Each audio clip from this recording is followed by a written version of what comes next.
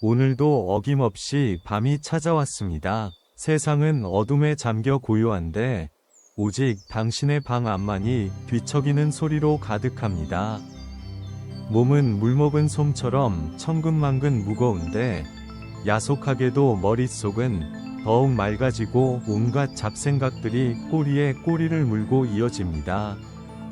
낮 동안 사람들에게 치이고 자식 걱정에 한숨 쉬고 먹고 사는 문제로 동동거렸던 기억들이 가시덤굴처럼 엉켜 가슴을 찌릅니다.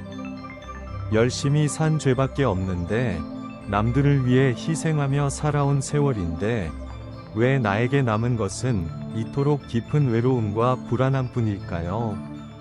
여러분, 혹시 지금 이 순간에도 오늘 있었던 억울한 일이나 내일에 대한 두려움을 가슴에 꼭 껴안고 계시지는 않습니까? 옛 어른들이 말씀하시길 잠자리에 들 때 가져가야 할 것은 포근한 이불뿐이요 절대 가져가선 안 되는 것은 마음의 돌덩이라 했습니다.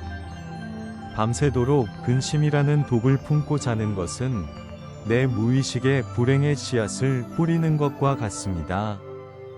그렇게 잠이 들면 꿈자리도 사납고 다음날 아침에 눈을 떠도 개운치 않으며 결국 귀한 말년의 복마저 달아나게 만듭니다.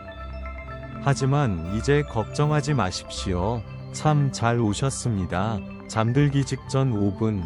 이 짧은 시간은 우리 뇌가 우주의 기운과 맞닿는 기적의 골든타임입니다. 오늘 밤 저와 함께하는 이 시간이 여러분의 지친 영혼을 씻어내는 치유의 시간이 될 것입니다. 억지로 잠들려 애쓰지 않으셔도 좋습니다.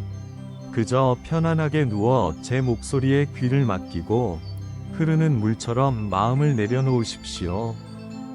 지금부터 들려드릴 부처님의 지혜는 굳게 닫힌 마음의 빗장을 열고 자는 동안 여러분의 고통을 녹여내어 막혔던 복의 물꼬를 시원하게 터줄 것입니다.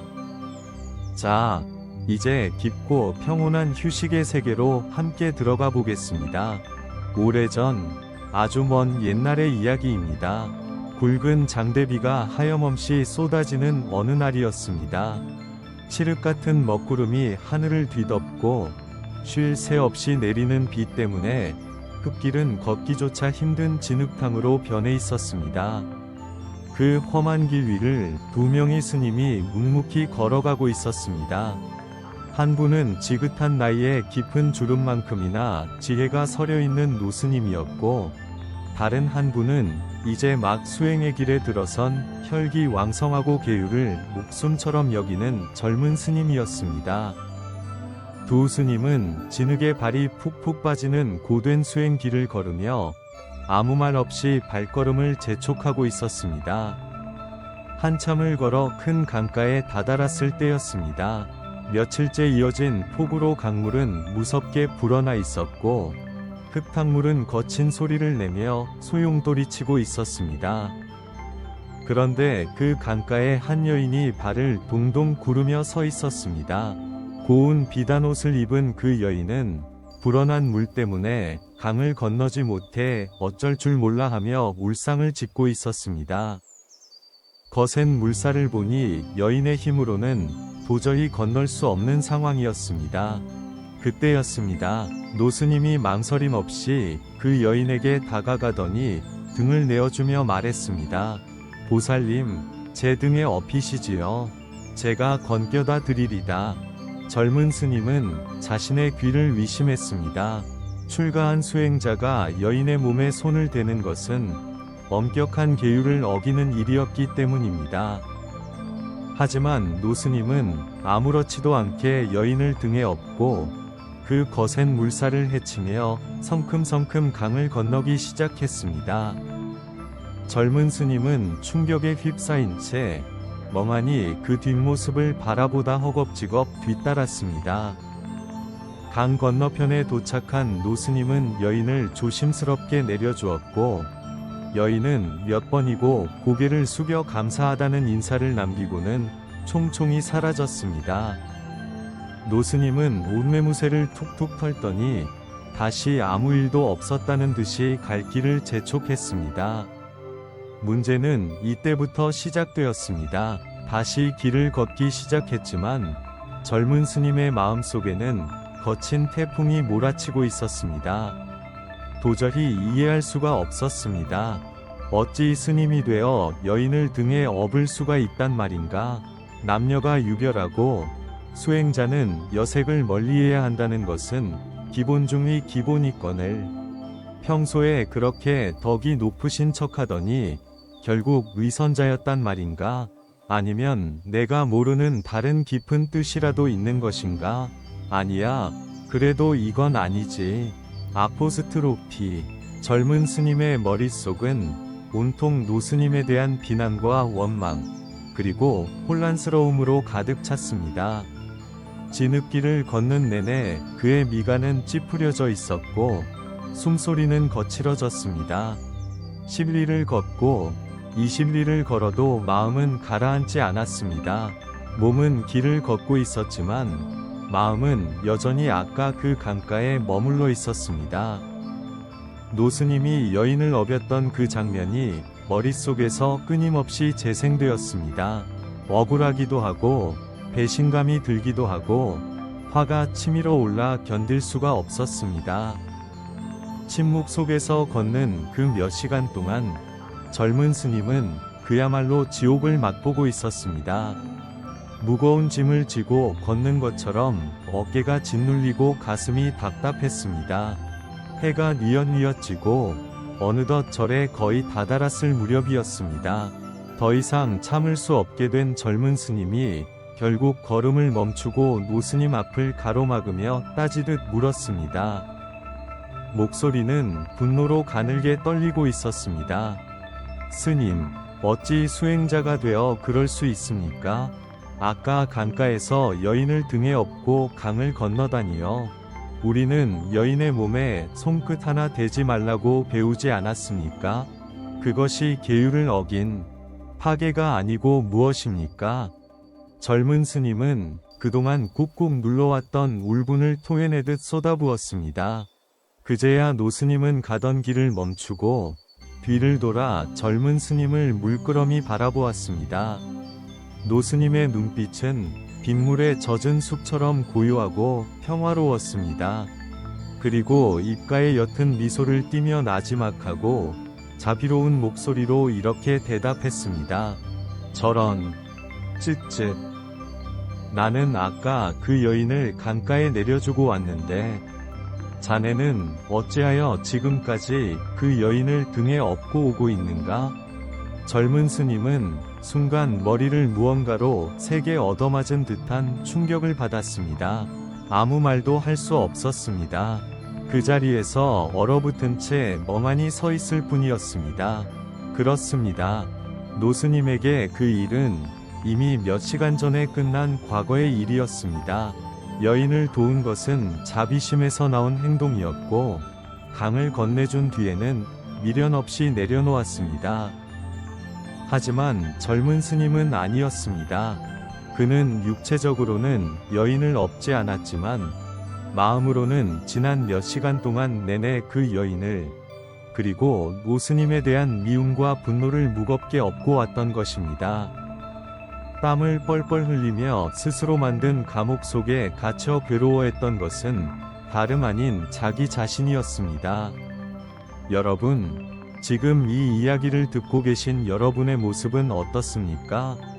혹시 여러분도 젊은 스님처럼 이미 지나가 버린 낮 동안의 일들을 침대 위까지 끌고 와 끙끙 앓고 계시지는 않습니까? 김대리가 왜 나한테 그런 말을 했지? 아까 그 사람 눈빛이 나를 무시하는 것 같았어. 내일 은행 일은 또 어떻게 처리하지? 이미 상황은 끝났습니다. 강물은 흘러갔고 사람들은 떠났습니다. 하지만 우리는 그 무거운 기억의 돌덩이를, 미움의 여인을, 걱정의 짐을 굳이 이 포근한 이불 속까지 짊어지고 와서 스스로를 괴롭히고 있습니다. 몸은 누워있지만 마음은 수십 리 길을 무거운 짐을 지고 걷는 젊은 스님과 다를 바가 없습니다. 그러니 잠이 올 리가 있겠습니까? 그러니 가슴이 답답하지 않을 수 있겠습니까? 자, 그렇다면 우리는 어떻게 해야 저 젊은 스님처럼 마음속에서 끓어오르는 감정의 짐을 내려놓을 수 있을까요? 부처님께서는 마음의 평화를 얻는 첫 번째 비결로 알아차림을 말씀하셨습니다. 이것이 바로 오늘 여러분께 알려드릴 첫 번째 단계, 내 마음의 불청객 이름 부르기입니다. 여러분, 밤에 자려고 누웠는데 자꾸만 나를 괴롭히는 생각들이 떠오를 때 여러분은 보통 어떻게 하십니까? 아마도 생각하지 말자, 빨리 자야 해, 잊어버려야 해 라며 그 생각들을 억지로 밀어내려고 애쓰실 겁니다. 마치 파도가 밀려오는데 맨손으로 막으려는 것처럼 말이지요. 하지만 해보셔서 아시겠지만 잊으려고 할수록 그 생각은 더 선명해지고 자려고 애쓸수록 잠은 더 멀리 달아납니다. 이것은 늪과 같아서 발버둥 칠수록 더 깊이 빠져들게 되는 이치입니다. 젊은 스님이 왜 저 노스님은 저럴까? 라고 계속 따지고 들면서 스스로 괴로움을 키운 것과 똑같습니다. 이제부터는 방법을 바꿔보겠습니다. 걱정이나 화가 밀려올 때 그것과 싸우려 하지 마시고 그저 한 걸음 물러서서 바라보십시오. 마치 내 집 앞을 지나가는 자동차를 베란다에서 무심하게 내려다보듯이 말입니다. 그리고 그 감정에 이름을 붙여주는 것입니다. 예를 들어 내일 갚아야 할 돈 걱정이 떠오른다면 그 생각에 빠져서 시나리오를 쓰지 마시고 딱 멈춰서 이렇게 말해보십시오. 내 마음속에 불안이라는 손님이 찾아왔구나. 직장 상사에게 들었던 기분 나쁜 말이 떠올라 울컥한다면 지금 내 마음이 분노하고 있구나. 과거의 실수가 떠올라 이불을 걷어차고 싶다면 내 안에 후회가 있구나. 아주 단순해 보이지만 이것은 엄청난 힘을 가지고 있습니다. 신기하게도 우리가 감정을 있는 그대로 인정하고 이름을 불러주는 순간 그 감정은 나와 분리되기 시작합니다. 내가 화 그 자체가 되는 것이 아니라 화가 난 나를 바라보는 또 다른 나가 생기는 것입니다. 이것을 심리학에서는 객관화라고 하고 불교에서는 관조라고 합니다. 도둑이 몰래 들어왔다가 주인이 거기 누구냐? 라고 소리치면 깜짝 놀라 도망가는 것처럼 우리 마음속의 번뇌도 내가 그것을 정면으로 바라보고 알아차려 주는 순간 힘을 잃고 스르르 사라지게 됩니다. 오늘 밤 자리에 누워 눈을 감으셨을 때 머릿속이 시끄럽다면 당황하지 마십시오. 그저 마음의 현관문을 열어두고 어떤 생각들이 들락날락하는지 지켜보십시오. 그리고 그 생각들에게 조용히 이름을 붙여주세요. 걱정이 왔네, 미움이 왔네 하고 말이죠. 이것이 바로 무거운 짐을 땅에 내려놓는 첫 번째 동작입니다. 내가 짐을 지고 있다는 사실을 알아야 비로소 내려놓을 수도 있는 법이니까요. 억지로 없애려 하지 말고 그저 그렇구나 하고 인정해 주는 것. 그것이 바로 치유의 시작입니다. 자, 이제 내 마음속에 찾아온 손님에게 불안이니 미움이니 하고 이름표를 붙여주셨습니까? 그렇다면 두 번째 단계는 그 손님을 쫓아내는 것이 아니라 따뜻하게 안아주는 것입니다. 바로 있는 그대로 인정하고 용서하기입니다. 우리는 흔히 안 좋은 생각이 들면 스스로를 탓하곤 합니다. 나는 왜 이렇게 속이 좁을까? 왜 벌써 지난 일을 잊지 못하고 끙끙 앓을까? 나는 참 구제불능이야. 이렇게 자책하는 것은 불난 집에 기름을 붓는 것과 같습니다. 부처님께서는 이를 두고 두 번째 화살을 맞지 말라고 하셨습니다. 살다 보면 누구나 억울하고 힘든 일이라는 첫 번째 화살을 맞을 수 있습니다. 그것은 우리가 피할 수 없는 삶의 고통입니다. 하지만 그 고통 때문에 스스로를 비난하고 괴로워하는 것은 내가 나에게 쏘는 두 번째 화살입니다. 첫 번째 화살은 아프지만 견딜 수 있습니다. 그러나 내가 쏘는 두 번째 화살은 마음을 썩어 문드러지게 만듭니다. 아까 이야기 속의 젊은 스님이 바로 이 두 번째 화살을 계속해서 자신에게 쏘고 있었던 것입니다. 오늘 밤 여러분은 스스로에게 관대해지셔야 합니다. 낮 동안 상처받고 지친 내 마음을 마치 겁먹은 어린아이를 달래듯 토닥여 주십시오. 불안해하는 나에게 그래, 돈 때문에 걱정될 수 있어. 그건 당연한 거야. 네가 잘못한 게 아니야. 라고 말해 주십시오. 화가 난 나에게 많이 억울했지? 그 사람이 참 야속했지? 화내는 것도 괜찮아. 라고 편을 들어주십시오. 거창한 수행이 필요한 것이 아닙니다. 그저 가슴에 손을 얹고 괜찮다, 괜찮다. 오늘 하루도 정말 고생 많았다. 이 한마디면 충분합니다. 그리고 가능하다면 나를 힘들게 했던 타인도 마음속에서 놓아주십시오. 그 사람을 위해서가 아닙니다. 바로 여러분의 편안한 잠을 위해서입니다. 누군가를 미워하는 마음은 뜨겁게 달궈진 숯덩이를 손에 쥐고 있는 것과 같습니다. 그 사람에게 던지려고 쥐고 있지만 정작 화상을 입는 것은 나 자신입니다. 노스님이 강가에 여인을 내려놓았듯이 여러분도 움켜쥐고 있던 미움의 숯덩이를 이제 그만 툭 하고 바닥에 떨어뜨리십시오. 나는 너를 용서한다. 너를 위해서가 아니라 나를 위해서 너를 내보낸다. 이렇게 마음속으로 뇌까리면 신기하게도 가슴을 짓누르던 돌덩이가 가벼워지는 것을 느끼실 수 있을 겁니다. 잠자리에 든 지금 이 순간만큼은 세상 그 누구보다 당신 자신이 가장 귀한 존재임을 잊지 마십시오. 당신은 편안해질 자격이 충분합니다. 마지막 세 번째 단계는 바로 맡김. 즉 우주와 부처님께 모든 것을 온전히 내어 맡기는 것입니다. 이것은 마음의 짐을 내려놓는 가장 강력하고도 신비로운 비결입니다. 우리가 밤에 잠을 이루지 못하는 진짜 이유는 무엇일까요? 깊이 들여다보면 내가 모든 것을 통제해야 한다는 강박이 숨어 있습니다. 내일 일어날 일도 내가 걱정해서 해결해야 하고, 자식 문제도 내가 고민해야 하고, 내 건강도 내가 붙들고 있어야 한다고 믿습니다. 내가 잠시라도 정신을 놓으면 큰일이 날 것 같아서 무의식 중에 긴장의 끈을 놓지 못하는 것입니다. 하지만 여러분, 한번 곰곰이 생각해 보십시오. 여러분이 깊은 잠에 빠져 의식이 없을 때 누가 여러분의 심장을 뛰게 합니까? 누가 여러분의 폐를 움직여 숨을 쉬게 합니까? 여러분이 잠든 사이 소화를 시키고 상처를 아물게 하고 피를 돌게 하는 것은 여러분의 노력이 아닙니다.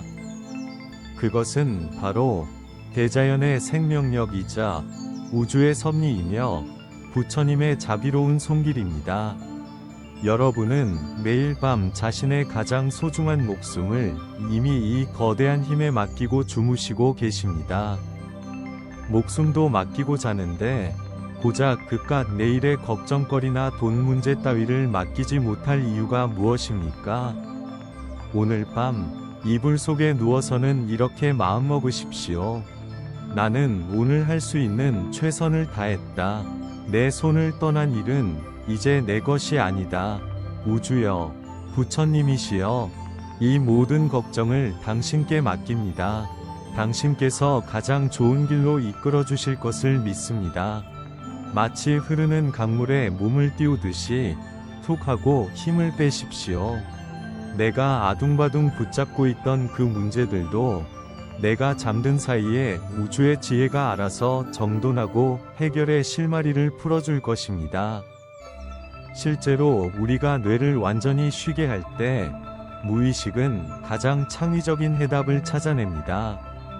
이것은 포기가 아닙니다. 더 크고 위대한 힘을 믿는 지혜로운 의지입니다. 이렇게 모든 것을 내려놓고 텅 빈 마음으로 잠들 때 비로소 여러분은 우주의 풍요로운 에너지와 공명하게 됩니다. 꽉 쥐고 있던 주먹을 펴야 새로운 것을 잡을 수 있듯이 걱정을 비워낸 그 자리에 비로소 복이 들어오고 재물운이 트이고 귀한 인연이 깃들게 됩니다. 자, 이제 모든 짐을 현관문 밖에 내다 버렸습니다. 지금 당신의 방 안에는 오직 고요한 평화와 따뜻한 이불의 감촉만이 남아 있습니다. 안전합니다. 편안합니다. 당신은 그저 이 아늑함 속에 깊이 젖어들기만 하면 됩니다. 이제부터 들려드릴 긍정의 확언들을 자장가 삼아 꿈결처럼 편안한 휴식으로 들어가십시오. 이제 천천히 눈을 감습니다. 몸과 마음의 모든 짐을 내려놓고 가장 편안한 자세를 취해봅니다. 제 목소리는 당신을 깊은 휴식의 세계로 안내하는 따뜻한 등불이 될 것입니다. 당신은 안전합니다. 당신은 보호받고 있습니다. 이 공간에는 오직 당신을 위한 평화와 안락함만이 가득합니다. 먼저 깊은 호흡으로 몸 안에 남아있는 묵은 공기를 내보내겠습니다. 코로 숨을 깊게 들이마시면서 우주의 맑고 밝은 기운을 가슴 가득 채웁니다. 그리고 입으로 천천히 길게 내쉬면서 몸 안에 쌓인 걱정과 피로를 검은 연기처럼 밖으로 내보냅니다. 다시 한번 깊게 들이마시고 천천히 내쉽니다. 숨을 내쉴 때마다 몸이 물에 젖은 솜처럼 침대 속으로 깊이 가라앉는 것을 느껴봅니다. 이제 당신의 몸을 하나하나 이완시켜 보겠습니다. 당신의 머리를 감싸고 있던 팽팽한 긴장이 눈 녹듯이 사라집니다. 미간의 주름이 펴지고 눈꺼풀은 기분 좋게 무거워집니다. 꽉 깨물고 있던 어금니의 힘을 툭 하고 풀어줍니다. 턱이 느슨해지면서 얼굴 전체에 온화한 미소가 번집니다. 어깨를 짓누르던 무거운 짐들이 바닥으로 뚝 떨어져 나갑니다. 양팔과 손끝까지 따뜻한 기운이 퍼져나갑니다. 가슴은 활짝 열려 편안하게 숨을 쉽니다. 배는 따뜻하고 부드러워집니다. 엉덩이, 허벅지, 종아리, 그리고 발끝까지 온몸의 세포 하나하나가 깊은 휴식을 취하고 있습니다. 당신의 몸은 지금 깃털처럼 가볍고 구름 위에 누운 듯 포근합니다. 이제 의식의 깊은 곳, 당신의 무의식을 향해 제가 들려드리는 치유와 축복의 말을 전합니다. 마음속으로 조용히 따라 하셔도 좋고 그저 음악처럼 들으셔도 좋습니다. 이 말들은 잠든 당신의 영혼에 스며들어 내일 아침 기적 같은 변화를 만들어낼 씨앗이 될 것입니다. 나는 오늘 하루도 최선을 다해 살았습니다. 나는 그런 나 자신을 있는 그대로 사랑합니다. 나는 나를 힘들게 했던 모든 기억을 용서합니다. 나는 나의 과거를 깨끗이 씻어내고 놓아줍니다. 내 마음은 흐르는 강물처럼 맑고 투명합니다. 나는 안전합니다. 우주의 무한한 사랑이 나를 감싸고 있습니다. 내가 잠든 사이 나의 몸은 기적처럼 치유됩니다. 아픈 곳은 낫고 지친 곳은 새 힘을 얻습니다. 나의 세포들은 젊음과 활력으로 다시 태어납니다. 나는 복을 부르는 사람입니다. 내가 편안하게 잠든 이 순간에도 우주의 풍요로움이 나에게로 흘러들어옵니다. 막혔던 돈복이 뚫리고 재물의 기운이 내 집안 가득 차오릅니다. 내일 아침 눈을 뜨면 뜻밖의 행운과 기쁜 소식이 나를 기다릴 것입니다. 걱정은 사라지고 오직 감사할 일들만 가득할 것입니다. 나는 날마다 모든 면에서 점점 더 좋아지고 있습니다. 모든 것이 괜찮습니다. 아무 걱정 없습니다. 이 거대한 우주가 당신을 지켜주고 있습니다. 이제 푹 쉬십시오. 깊고 단 잠에 빠져듭니다. 편안합니다. 감사합니다. 사랑합니다. 편안합니다. 감사합니다. 사랑합니다. 지금 제 목소리가 들리신다면, 혹은 꿈결에서라도 희미하게 듣고 계신다면, 이제 마지막으로 아주 중요한 의식을 하나 치르겠습니다. 바로 오늘 우리가 비워낸 마음의 그릇에 확신의 도장을 찍는 일입니다. 말과 글에는 강력한 각인 효과가 있어서 여러분이 직접 눈으로 보고 손끝으로 적을 때 그 염원이 수백 배 강해져 우주에 닿게 됩니다. 아직 잠들지 않으셨다면 댓글창에 이렇게 적어 주십시오. 모든 고통이 사라졌습니다. 감사합니다. 혹은 짧게 감사합니다. 라고만 남기셔도 좋습니다. 이 짧은 한마디는 단순한 글자가 아닙니다. 오늘 밤 여러분이 우주에게 보내는 가장 강력한 신호이자 내일 아침 찾아올 기적을 예약하는 영수증이 될 것입니다. 여러분이 이 긍정의 말을 남기는 순간 여러분의 무의식은 나는 이미 치유되었구나. 나는 이미 복을 받았구나. 라고 인식하고 그대로 현실을 만들어낼 것입니다. 그리고 부처님의 이 귀한 지혜가 더 많은 분들에게 닿아 그들의 고통 또한 덜어줄 수 있도록 구독과 좋아요로 마음을 보태주십시오. 이것은 타인에게 베푸는 훌륭한 법보시가 되어 다시 여러분과 여러분 자손들에게 더 큰 공덕으로 돌아올 것입니다. 오늘 밤 당신이 겪었던 모든 아픔은 어제의 강물에 떠내려갔습니다. 내일 아침 눈을 뜰 때 당신은 맑게 갠 하늘처럼 새로운 몸과 마음으로 다시 태어날 것입니다. 당신의 삶은 날이 갈수록 평안해지고 풍요로워질 것입니다. 저는 매일 밤 이 자리에서 여러분의 평안과 행복을 위해 기도하겠습니다. 안녕히 주무십시오. 편안한 밤 되십시오. 청정 달빛이었습니다.